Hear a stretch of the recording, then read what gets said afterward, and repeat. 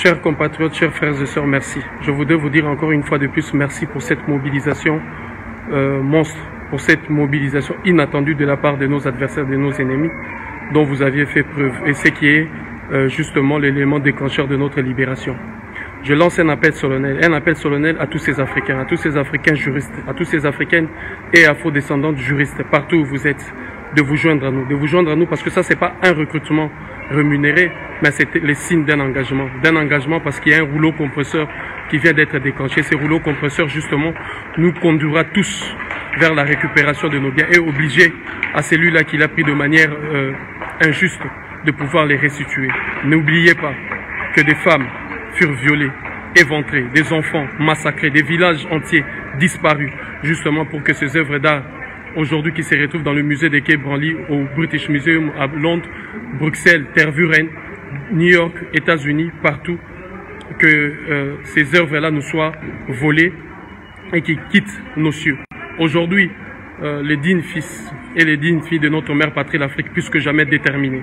Déterminés à aller récupérer ce que le receleur, le prévaricateur a pris, ce que le voleur a pris sans notre accord, sans le consentement de nos pères, sans le consentement de ceux-là, ces intelligences supérieures qui ont mis en place ces entités qu'on appelle aujourd'hui ces œuvres d'art.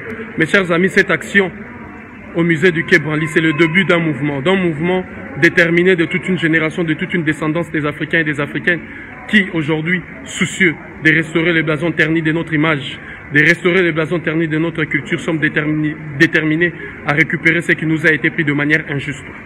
Je relance cet appel pour que vous, sœurs et frères juristes, vous puissiez venir vers nous, nous rejoindre et mener ces combats avec nous, parce que ça sera une succession des actions des grandes envergures pour justement faire ce que les dirigeants africains ne sont pas capables de faire. Faire justement ce que l'Occident, de par sa conscience propre et de par sa morale et son manque justement d'élégance, ne peut pas faire. Mais nous le ferons. Nous le ferons parce que le moment est venu plus que jamais de restaurer cette dignité bafouée depuis des siècles. De restaurer justement cette dignité tant espérée par nos ancêtres et de léguer à nos enfants qui viendront une Afrique justement digne. De permettre à ces enfants de ne plus répartir sur ces combats que nous sommes en train de mener, mais de partir ou répartir sur la construction d'une Afrique qui sera justement le foyer qui nous permettra à nous, Africains, descendants des Africains éparpillés partout sur la planète Terre, d'être dignes et respectés. Mes chers frères et sœurs, le 30 septembre, au tribunal de Paris, à 10 h. Soyez nombreux et nombreuses. Soyez nombreux pour nous assister.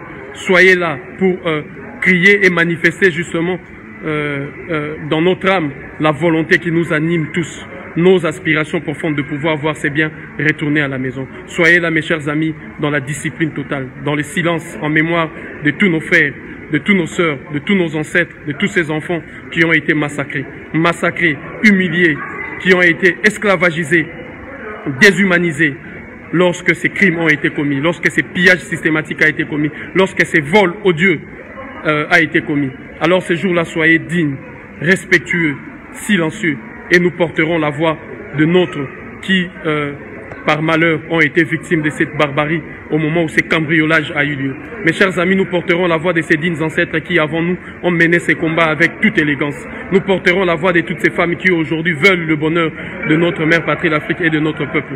Le bonheur intégral de notre peuple.